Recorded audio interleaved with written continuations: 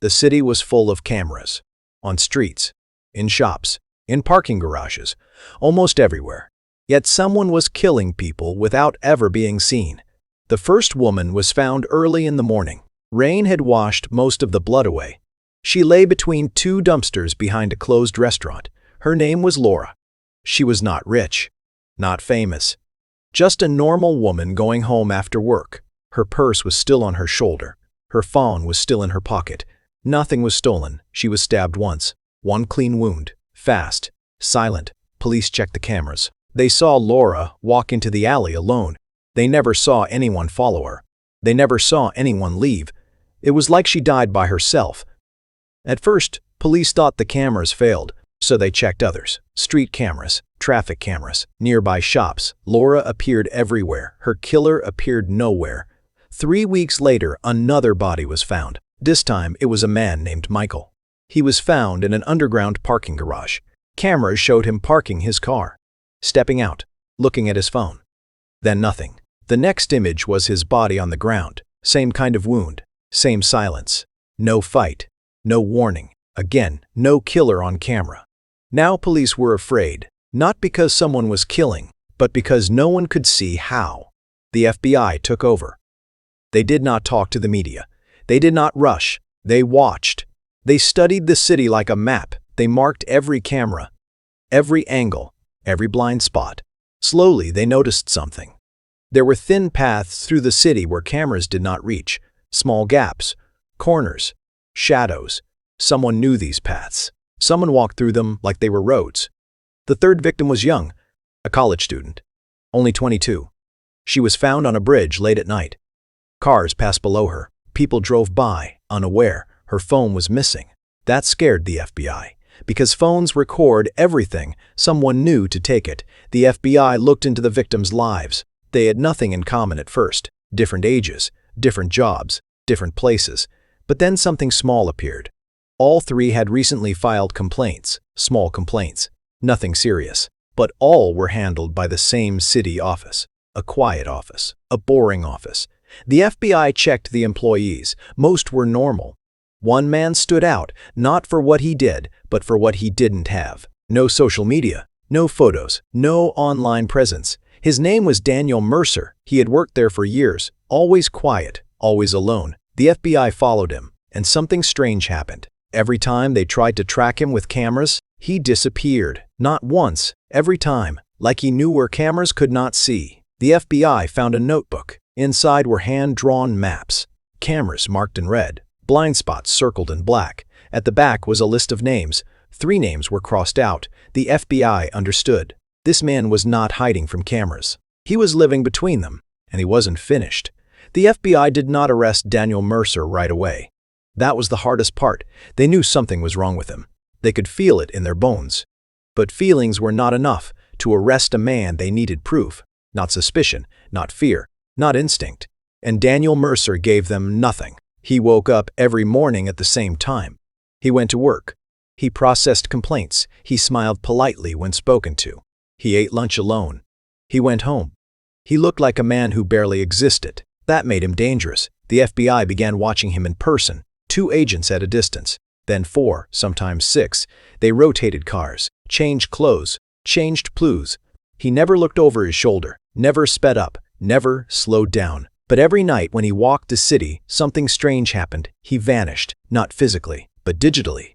Every camera they checked lost him. Sometimes it happened in seconds, sometimes minutes. He would walk under an overpass, turn a corner, pass behind a bus, and then gone. Agents argued about it late into the night. He's being tipped off. No, he's just lucky. No one is that lucky.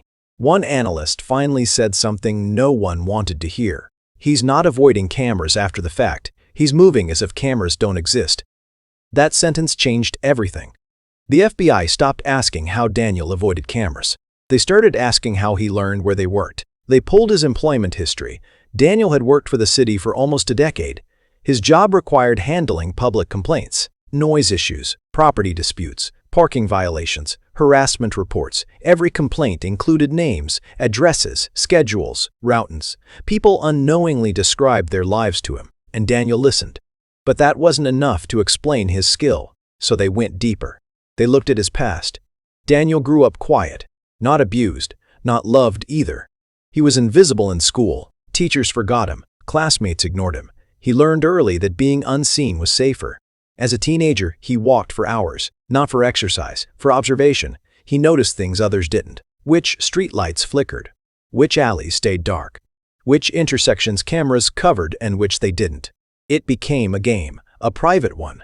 By the time he was an adult, the game had rules. Stay unseen, move through gaps, leave no trace.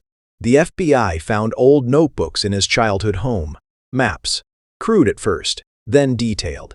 He had been doing this for years, not killing, learning, practicing, perfecting. The murders came later. The question was, why? The victims were studied again. Laura, Michael, the student. The FBI rebuilt their lives slowly. Every email, every call, every complaint, and then the connection appeared. Each victim had once caused Daniel pain. Not big pain, small pain, the kind most people forget. Laura had filed a complaint that led to Daniel being publicly corrected by a supervisor. Michael had mocked him during a hearing, laughing when Daniel stumbled over his words. The student had posted online criticizing useless city employees after her complaint wasn't resolved fast enough. None of them remembered Daniel, but Daniel remembered them. To him, they weren't random. They were proof that people noticed him only when it was convenient and then forgot him again. The killings were not rage. They were statements. You didn't see me when I was alive, so you won't see me when I end you. The FBI now understood the psychology, but understanding didn't stop him. Another name was on the list, only one left. The FBI didn't know who it was yet. They rushed. They pulled every recent complaint Daniel had processed. One stood out. A woman named Sarah Collins, 31, recently divorced, lived alone, filed a complaint about a city inspector. Routine, too routine. Agents moved fast. They placed Sarah under protection without explaining everything. They watched her home, her workplace, her routes, but Daniel didn't go near her. Days passed, then weeks. Nothing happened. Some agents thought they were wrong. Others knew better. Daniel didn't rush. He waited. The FBI realized too late that they were protecting Sarah where cameras already existed. Daniel would never go there. He would strike where they weren't looking. Sarah changed her routine one night. She took a longer route home, a quieter one. The FBI lost visual contact for 12 seconds. That was enough. When they found her, she was alive. Barely. The knife had missed her heart by inches. She survived because a passing cyclist heard her breathing. The FBI finally had something they never had before. A survivor. Sarah couldn't describe his face. She couldn't describe his voice. But she said one thing that chilled the room. He spoke like he knew me. Not angry, not excited, calm, like finishing a sentence. The FBI moved in. They arrested Daniel Mercer at his apartment. He didn't resist. He didn't ask why. He didn't deny anything. In the interrogation room, he sat perfectly still. No shaking. No fear. Just calm. When the agent asked him why he did it, Daniel answered softly, "Because no one looks where they don't expect someone to be." That was when the FBI realized the truth. Daniel Mercer didn't believe he was special. He believed everyone else was blind. And part 2 ends here. Not with relief, not with victory, but with a terrifying realization that Daniel Mercer was not a monster created by chance. He was created by a world that taught him how to disappear. Daniel Mercer sat alone in the interrogation room. The room was small. White walls, a metal table, 2 chairs. The light above him buzzed softly. He did not fidget. He did not ask for a lawyer. He did not ask why he was there. He sat as if he had always known this moment would come. An FBI agent entered the room and sat across from him. The agent had been awake for almost 30 hours. He looked tired. Daniel looked calm. The agent slid a folder across the table. Inside were photographs. Laura, Michael, the college student, Sarah in a hospital bed. Daniel did not look away. He looked at the photos the way people look at old memories. Not proudly, not with guilt, just recognition. "You know why you're here," the agent said. Daniel nodded. "Yes," he said quietly. The agent waited. Most suspects talk when they are nervous, when silence feels heavy. Daniel was comfortable with silence. Finally, The agent asked the question everyone wanted answered. How did you do it? Daniel tilted his head slightly, thinking. I walked, he said. The agent frowned. You walk past cameras, past police, past people. No one saw you. Daniel looked up. They saw, he said. They just didn't notice. That was the first crack. Daniel began to talk. Not fast, not slow, carefully. He explained that cameras do not see everything. They see what they are pointed at, what they are programmed to notice. Humans are the same. People look where they expect danger, where movement feels wrong. Daniel never moved wrong. He walked when others walked, stopped when others stopped, stood still where stillness belonged. He stayed close to walls, moved during noise, crossed streets when buses passed. He did not hide. He blended. The FBI agents, listening, felt cold. This was not a man who fought the system. This was a man who understood it better than they did. Daniel spoke about his childhood, how teachers forgot his name, how classmates passed him in hallways without greeting him. At first, it hurt. Then it became useful. When no one sees you, Daniel said, you can see everything. He talked about learning the city, not through maps, through walking. Thousands of hours, morning, night, rain, snow. He learned where cameras were added, where they were removed, which ones broke and stayed broken. He learned patterns, and patterns never scream. They whisper. The agent asked about the victims. Daniel's voice did not change. They hurt me, he said. Not physically.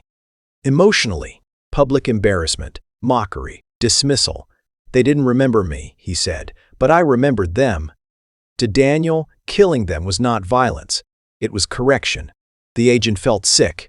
This was not hatred. This was logic. The trial took months to prepare. The media exploded. Invisible killer coptered. The man no camera saw. The city coast. Daniel's face was everywhere. Ironically, more visible than he had ever been. In court, he sat quietly. No outbursts, no emotion. The families filled the benches. Laura's mother cried silently every day. Michael's son stared at Daniel like he wanted answers that would never come. The students' friends held hands, shaking. Sarah testified. She described the moment he appeared beside her. Not suddenly. Just there, he spoke softly, she said, like he already knew how it would end. Daniel did not look at her. He looked straight ahead. Experts testified. Psychologists explained obsession. Analysts explained surveillance gaps. The city officials squirmed when their failures were shown on screens. Maps of blind spots. Years of neglect. The jury listened. The verdict came quickly. Guilty. Multiple counts of murder. Attempted murder. Life in prison. No parole. When the judge asked if Daniel had anything to say, the courtroom held its breath. Daniel stood. He looked around. At the cameras. At the people. At the faces finally watching him. I was always here, he said. You just didn't look. Then he sat down. Prison did not change Daniel. He followed routines, kept to himself. Other inmates avoided him, not because he was violent, but because he watched. Guards reported that he memorized schedules, not to escape, just to know. Psychologists studied him for years.